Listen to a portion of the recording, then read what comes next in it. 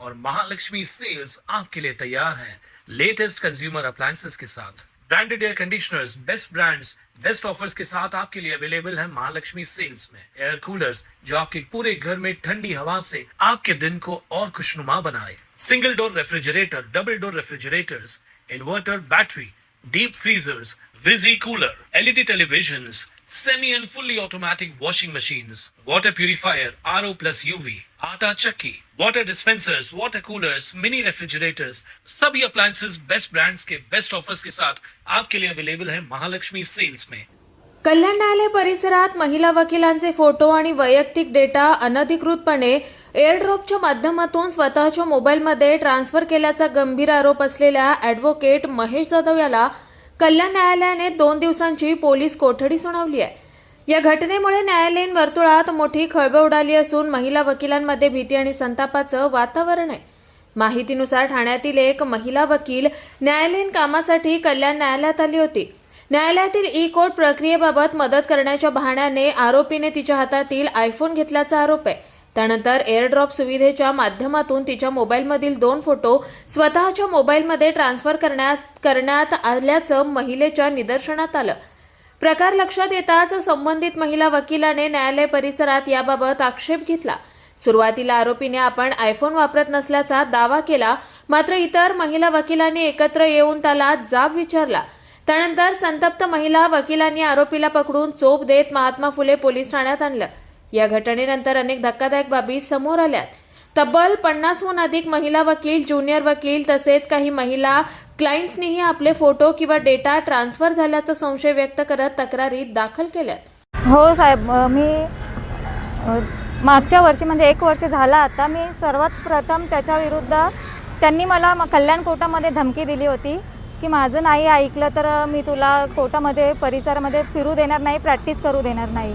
आणि त्याच्या विरोधात मी इथे कल्याण कोर्टातच बार काउन्सिलला बार रूममध्ये एक लेखी अर्ज दिला होता, तर त्याच्यावरती कोणती ॲक्शन घेतली नाही म्हणून मी ठाण्याला सुद्धा एक लेखी अर्ज दिला होता बार काउन्सिलला, पण तिथेही काही न झाल्यामुळे मग मी मुंबई हायकोर्टामध्ये बार काउन्सिलला एक ॲडव्होकेट ॲक्ट सेक्शन 35 नुसार विथ ॲफिडेविट कंप्लेंट केली होती। तर तिथे त्यांना नोटीस देऊन प्रथम बोलावलं होतं आणि ते मॅटर जे आहे श्री गजानन चव्हाण सर यांच्याकडे गेलं होतं, पण तिथे ते मॅटर त्यांना बोलावलं, मलाही बोलावलं होतं। त्यांनी सांगितलं की ही खोट्या तक्रारी करते, माझ्यावरती खोटे ॲलिगेशन केले समोरचे जे आहेत यांनी ऐकून की मी खोट्या तक्रारी करते आणि मला सवय आहे वकिलांवरती तक्रारी करायच्या, तर ह्याच्यामध्ये काही तथ्य नाही असं त्यांनी त्यांच्या बाजूने से दिला होता। तर त्याच्यानंतर याच्यावरती माझं जे मी माझ्या वतीने लेखी आर्ग्युमेंट दिलं होतं तिथे, परंतु ते श्री गजानन चव्हाण आहेत त्यांनी ते माझ्या ऑर्डर हे कंप्लेंट होती ती रिजेक्ट केली की माझ्याकडे कोणताही पुरावा नाही आहे म्हणून। पण त्यावेळी जर पुरावा माझ्या अर्जावरती कोणतीही कडक कारवाई केली असती तर आज हे एवढ्या महिलांना त्रास झाला नसता, कोणत्याही ही वेळ आलीच नसती। तर जेव्हा कोणतीही महिला तक्रार करते त्यावेळी जर तो ॲक्शन घेतला तर ते खूप फायदेशीर होतं, कारण कुठलीच महिला असं कुठल्याही माणसावरती असं विनाकारण अर्ज करत नाही, तक्रार करत नाही। तर त्याची लायकीच नाही आहे की त्याला सनद कॅन्सल करण्यात यावी। बार काउन्सिलने कुठल्याही कोर्टात प्रॅक्टिस करण्याची लायकी नाही। जवळजवळ 40-45 महिला आहेत त्यांना त्यांनी फसवलं आहे। माझ्या काही मैत्रिणी आहेत त्यांनाही आता बातमी उघडकीस आले, त्यांनी समोर सगळ्या आल्यात, म्हटलं त्या काहींचा फोन घेतला होता त्यांनी आयफोन की कनेक्ट केला की त्याच्या फोनला कनेक्ट करून त्याचा डाटा ट्रान्सफर करून घेतला, काहींचे इंस्टाग्राम स्नॅपचॅट त्यांनी चेक केले आहेत, फोटो घेतले आहेत काही मुलींचे, सगळ्या महिला आहेत आणि त्याच्या विरोधात ऑलरेडी 2 पोलीस स्टेशनला FIR आहेत, हे आता जे मला समजलं आहेत आज।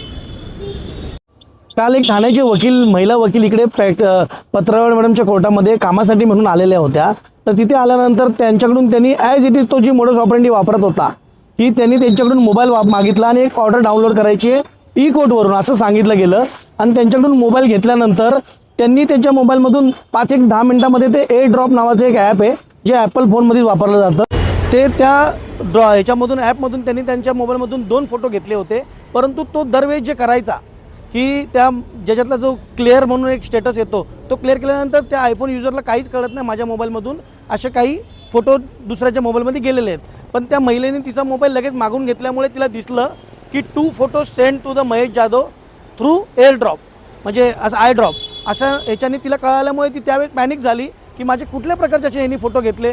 मग ते सिव्हिल बारमध्ये जाऊन तिने त्यांना पकडल्यानंतर तो तिथून गेला आणि त्यांनी काय केलं, त्यावेळेस आयफोन जो होता त्यांनी त्याचा कुठेतरी लपून आला.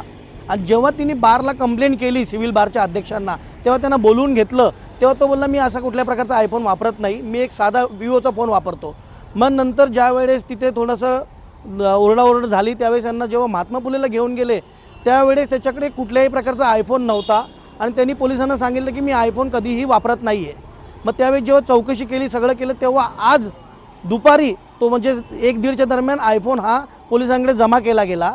म्हणजे हेच गोष्ट होती की त्यांनी ज्या आयफोननी हे सगळं कृत्य केलेलं आहे, ते आयफोन त्यांनी काल दुपारपासून ते आज दुपारपर्यंत कोणाच्या ताब्यात दिला. त्या आयफोनमध्ये काय छेडछाड झाली ह्याच गोष्टीची तथ्यता कोर्टासमोर मांडली गेली आणि कोर्टाने त्याच गोष्टीला गृहीत धरून त्याची PCR सोमवारपर्यंत दिलेला आहे. काल सर ह्याच्यामध्ये जेव्हा ती कंप्लेंट आली, आमच्या ज्या DJ1 मॅडम आहेत त्यांच्यासमोर गेल्यानंतर 21 मुली अशा प्रकारच्या समोर आल्या की त्यांनी सांगितलं की आमच्यासोबत पण असंच झालं होतं. ऑर्डर डाउनलोड करण्याच्या बहाण्याने आमचा आयफोन युजर्स त्यांच्याकडून फोन घेऊन ऑर्डर घेणं हे त्याचं एक सेकंडरी ऑप्शन होतं आणि पहिलं ऑप्शन त्याचं हेच होतं की त्या एअरड्रॉपनुसार त्यांनी ते मोबाईलमधून त्यांचे फोटो काढून घेणं. परंतु कालपर्यंत 21 मुली समोर होत्या. आज जवळजवळ 45 ते 50 मुली आणि काही क्लायंट जे वकिलांचे पक्षकार आहे त्यांच्याकडून पण त्यांनी अशा प्रकारचं कृत्य करून मोबाईल घेतलेले आहे. कुणाल म्हात्रे, स्वानंद मीडिया, कल्याण. ताज्या घडामोडींसाठी स्वानंद न्यूजला सबस्क्राईब करा आणि बेल आयकॉनवर क्लिक करा.